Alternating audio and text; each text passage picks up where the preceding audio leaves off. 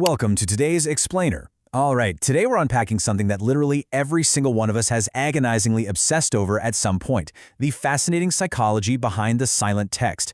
We have all been there, right? Holding a glowing rectangle, just waiting for a reply that simply isn't coming? It's a completely universal experience, but the actual science behind why it drives us so crazy is absolutely mind-blowing. Let's dive right into it. Picture this. Have you ever sent someone a message and then you just wait? At first, 5 minutes go by, no big deal. But then an hour passes. You might even toggle your Wi-Fi just to check your connection.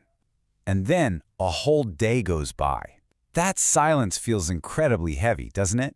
Your eyes are just glued to the screen, and you can practically feel your heart rate creeping up with every passing minute. And boom, that is exactly when the internal monologue kicks into overdrive. Wait, did I say something wrong? Are they actively ignoring me right now? Do they even care anymore? In a matter of minutes, your mind spirals from a simple unanswered text to questioning the entire foundation of a relationship. The panic sets in, and suddenly, you're entirely consumed by overthinking. But hold on a second. What if I told you that all that panic is completely fabricated? What if, while you're sitting there spiraling, your brain is actually making one massive systemic mistake? Today, we're going to unpack the exact mechanisms in your mind that turn a silent phone into a total emotional roller coaster. Part 1. The brain's flawed filing system. Why we automatically assume the worst. If you're the type to panic when you're left on red, honestly, take a deep breath. This isn't a personal flaw on your part, it's actually a biological bug. So let's start with the first bug. We humans have a really profound need for closure. Our brains absolutely despise uncertainty and hate a blank space.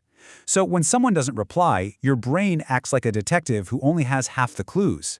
It will aggressively force an explanation into existence just to close that open loop in your mind.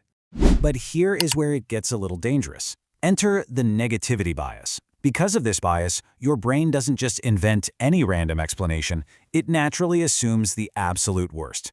Think about it. Out in the wild, assuming rustling leaves is a tiger is what keeps you alive. But in modern dating or friendships, assuming missing information is a social threat forces your brain to invent incredibly negative stories just to prepare you for the worst-case scenario.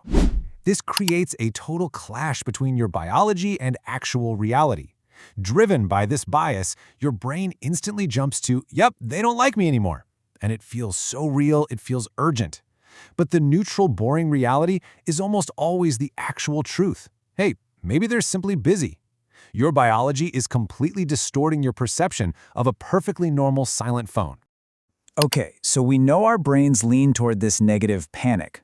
But here's the part almost nobody knows. Our brains aren't just overreacting to the silence. They are dramatically misunderstanding the actual person on the other end of the phone. Part 2. The personality trap.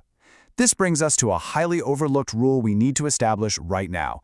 Texting is not a personality test. See, we constantly fall into this trap that psychologists call the Fundamental Attribution Error. It works like this. When we do something wrong, like replying late, we usually blame our busy situation. But when someone else replies late to us, we assume it reflects a core flaw in their personality. We take their delayed text as a personal insult instead of just considering that they might be in a situation that prevents them from answering. So the meaning you instantly assign to that silence is usually something like, wow, they replied late because they just don't care about me. That right there, that's the fundamental attribution error attacking their character. The actual reality? They could simply be totally overwhelmed at work, maybe they planned to reply later and just completely forgot. Their silence is about their environment, not their affection for you. But wait, the plot thickens. Psychologists have actually discovered something really surprising about all this. The sheer level of anxiety we feel over a late text actually stems from our deep, long-standing psychological wiring. How you react to a 5-hour delay actually tells us how your brain was programmed to handle relationships long before smartphones were even a thing. And that brings us to attachment styles. Basically, different people text differently based on how they naturally connect with others. A framework that's often formed really early in life. Your attachment style acts like a lens, coloring exactly how you interpret distance, including the digital distance in a text thread. This essentially creates two very different profiles. First, you have secure texters. They feel pretty safe in their relationships, so to them, a late text is, well, just a late text. But then you have anxious texters. For them, a delay isn't just silence. It feels like an active threat of abandonment. They overthink every single minute, constantly seeking reassurance. So you have two completely different people staring at the exact same silent phone, having vastly different internal experiences. Now, if you're sitting there, identifying with the anxious texter, you really need to hear this. Your brain is actually tricking you. Beyond your attachment style, there is one final incredibly powerful cognitive bias that makes waiting so agonizing, and it has absolutely everything to do with your past. It's called the availability bias. Basically, if you've been ghosted or dealt with relationship trauma in the past, those memories are right there. They're highly available in your mind. So your brain creates a mental shortcut, expecting all future late replies to end badly. It literally takes the pain of the past and projects it onto the present silence. You aren't just waiting for a text, you're actively reliving past rejections. Part 3. When to actually worry. Okay, so with all this brain trickery going on, how do we actually separate our own overthinking from a real, genuine communication breakdown? Well, the golden rule here is that psychology focuses on patterns, not single events. One late reply, or even a couple of scattered, slow responses, honestly, it means very little in the grand scheme of things. That's just life happening. You absolutely cannot diagnose a relationship's health based on an isolated Tuesday afternoon where someone took 6 hours to text back. However, repeated changes over time, now that tells a much bigger story. Let's say on day 1, there's a sudden, totally unexplained change in their normal behavior. Then by day 3, replies aren't just late, they're noticeably short and cold. And by day 7, they're consistently avoiding conversations altogether. That right there is a pattern. And that is when a shift in communication actually warrants a closer look. But hey, let's assume it is not a pattern. Let's assume it's just a totally normal day, but you are still pulling your hair out waiting for that ping.